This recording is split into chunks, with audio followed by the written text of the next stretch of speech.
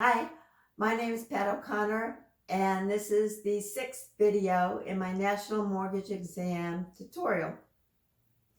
Today we're going to cover 6 federal laws, and if you want to know what's coming up next, I do follow the outline that the NMLS published for their exam content, and there's a link to that in the description of the video. If you enjoy the video and you think you learned something, please subscribe. There's a button down in the lower right-hand corner. You can like it, and that's right above the description. So that'll help me. If you subscribe, you'll get notified of when the next video is released. So it's to your benefit as well. If you prefer written material, I do have a study guide for sale on Amazon. It's updated every year. The link is up here. It's available in both Kindle and paperback format. It's been around a few years now. It's well received. I have over 800 reviews, and I update it every year. Okay, let's get started. First of the federal laws is Gramm-Leach-Bliley Act. It's GLBA, and it was passed to protect an individual's privacy with lending institutions that are not already covered by other laws. So these include check cashing services, mortgage companies, title companies, tax preparers. So it's enforced by the Federal Trade Commission. And there's 2 parts to this. The first is the financial privacy rule, and it defines the difference between a consumer and a customer. And the protections differ depending on what category an individual falls into. A consumer has a short-lived relationship with the company, like you walk in to cash a check. A customer is a mortgage company. You work with them for 45 days or so to get a mortgage, so they're a customer. The consumer is given a privacy notice only if their business information is shared with non-affiliated companies, whereas a customer receives an annual notice that gives them the right to opt out of sharing information, of most of the information. So that's the financial privacy rule.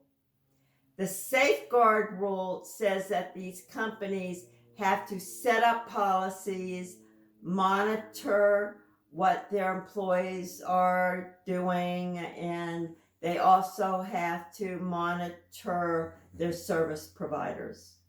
So they have to take all precautions to keep this information confidential.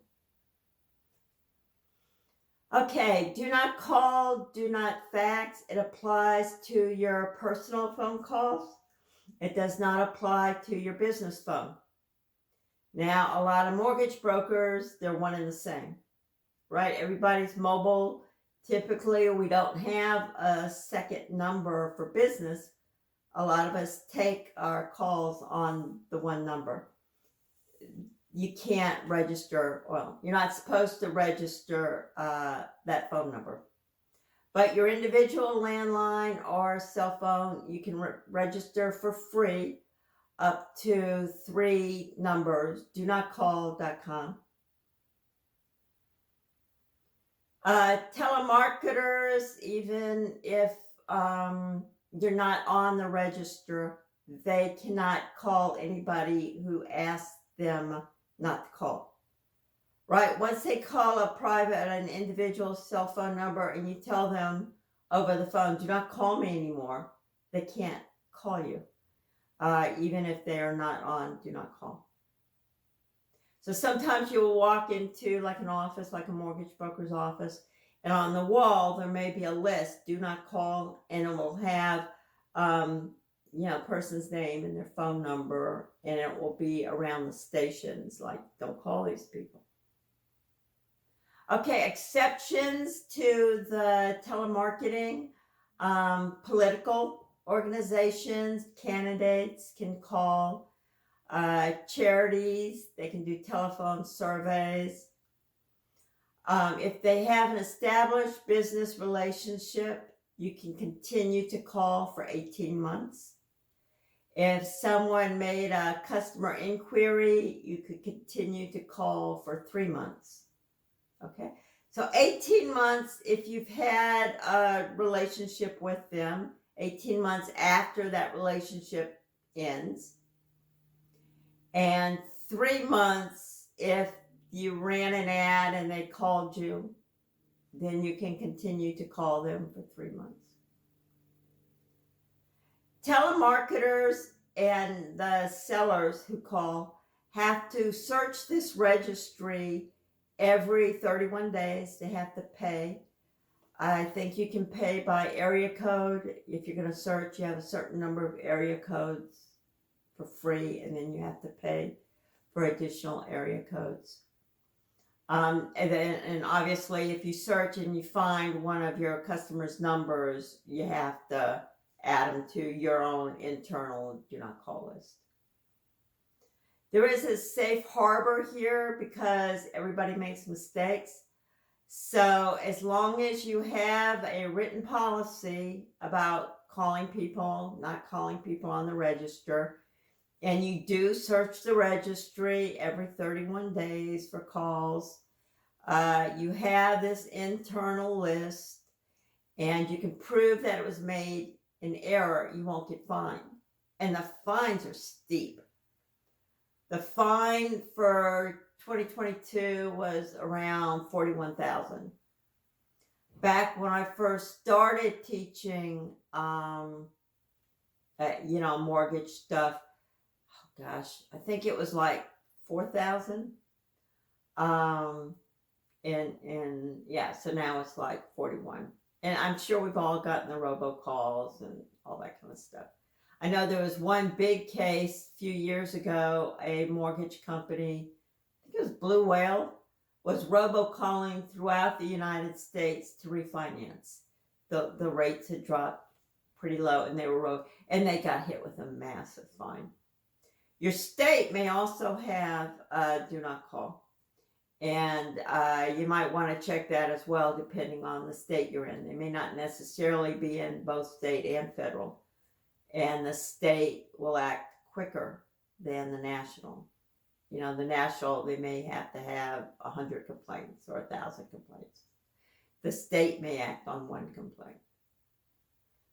Okay, additional telemarketer offenses include calling before 8 a.m. or after 9 p.m., leaving a message without a phone number, not identifying yourself, leaving a pre-recorded message when you don't have a relationship with that person or you don't have permission to call, and offering debt relief services without stating the nitty-gritty of the services.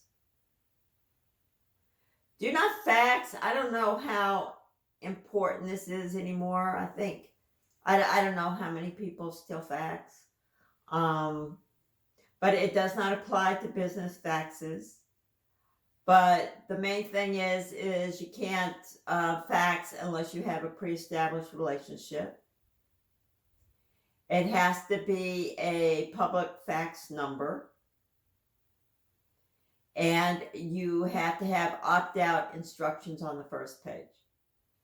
Please call this number or send an email and say, take me off your list or some such thing. Okay, so the next law is Mortgage Acts and Practices. This is called Regulation N. Maybe think of it LMN. N comes after M. We have a few of these if you've been listening to the previous videos or you paid attention when you were taking your course. We got Z, we got X, there's a whole bunch, C. There's a whole bunch of them. So this is N, and they may make nice multiple choice questions. Okay, and this is your advertising. And you guys, when you get licensed as loan originators, you will probably be doing, well, let me say this. You may be doing your own advertising. Possibly you're in a larger firm where they do the advertising. But if you're in a smaller firm, you're going to be doing your own advertising. You have to keep copies of all that stuff for 2 years.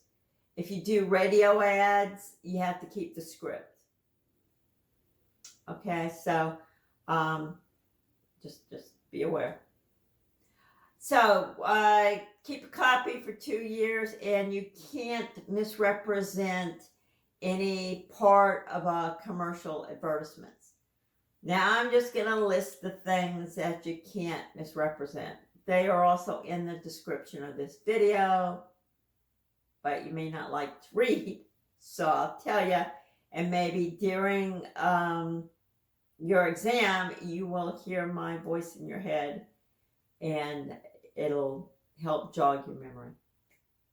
Okay, you cannot misrepresent interest rate, APR, monthly payment, fees, property taxes and insurance, ancillary products such as credit insurance or credit disability insurance, prepayment penalties, variability of terms, number of payments, actions that constitute a default, effectiveness of debt consolidation,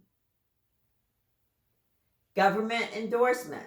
Oh, FHA says we're the best. Well, no, they don't. Ability to obtain a mortgage or pre-approval. The right of a consumer to reside in a property.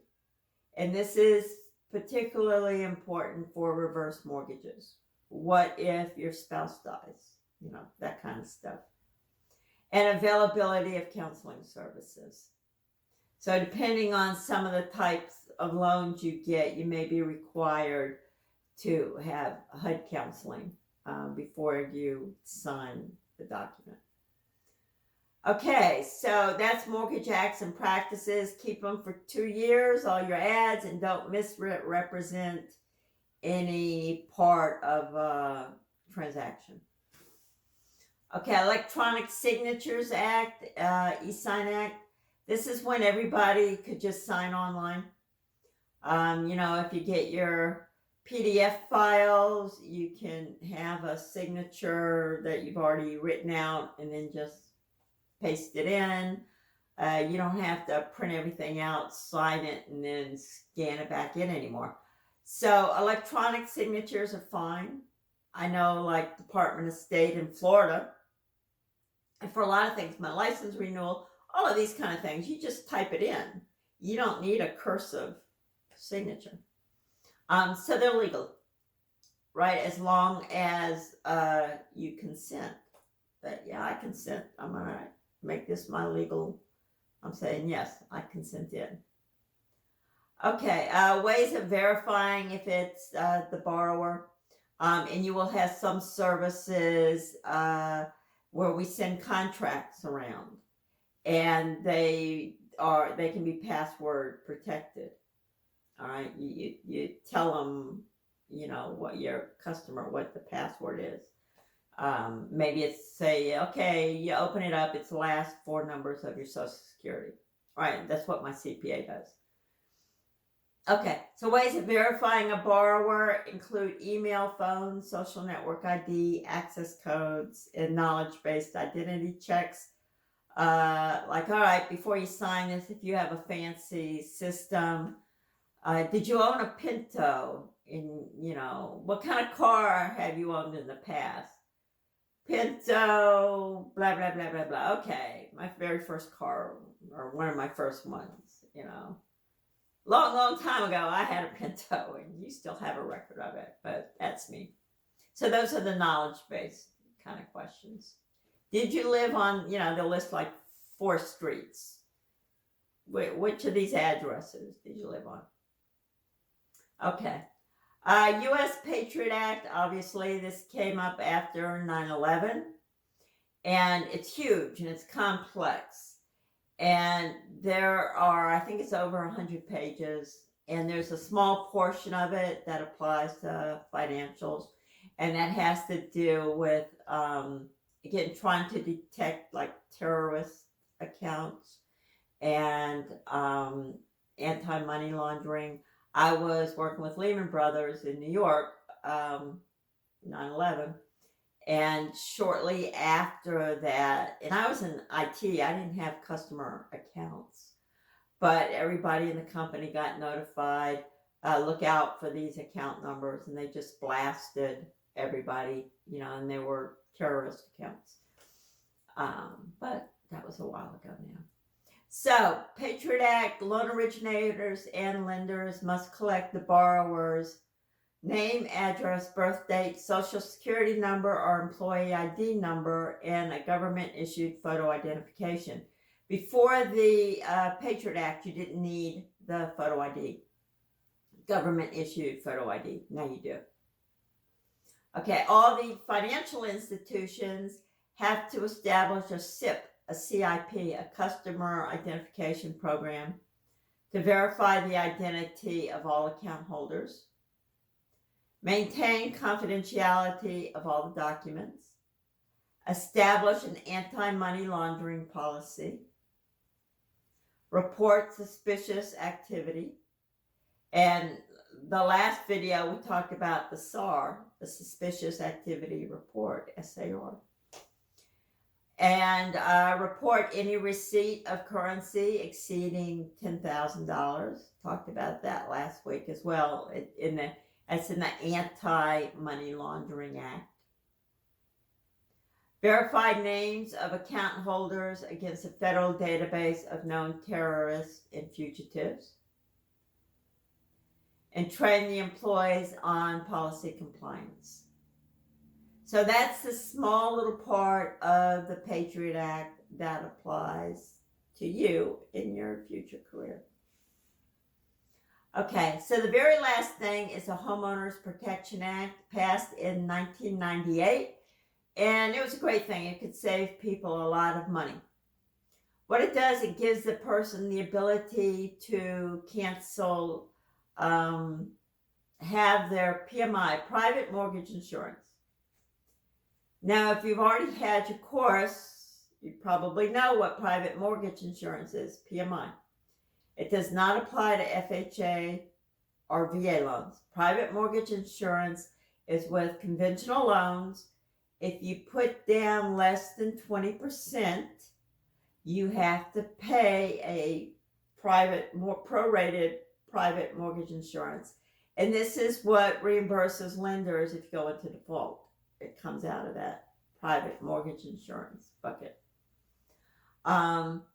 So now if you pay down the loan so that you have 78% loan to value, they have to automatically cancel your private mortgage insurance.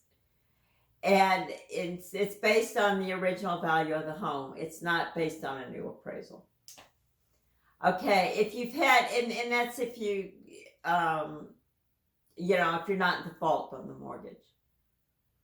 If you have a good payment record and your loan to value is 80% based on the original value of the home, you can request it, that they cancel it. And they probably will, because otherwise, if interest rates are attractive, you might refinance to get rid of it. But okay, so 78% mandatory as long as you're not in default, and 80% you can request. And the borrower has to be notified at closing. If they are paying PMI, you'll know. That'll be clear, because it's your mortgage payment plus that's going to be an additional thing. and the procedure for canceling it. In addition, they must be sent an annual notice of their rights. All right, so that's the 6 federal laws for today. The link to the practice exam is up here. Again, it is case sensitive. If you like this video, you don't want to miss any more, please subscribe. And if you stay tuned for just a couple more minutes, there will be links to additional videos that I've created in the past in this series. You may want to click on them. Again, right now, this is number 6, and so far they're all federal laws because there's a whole bunch of them. Okay, that's it. I will see you next week. Bye.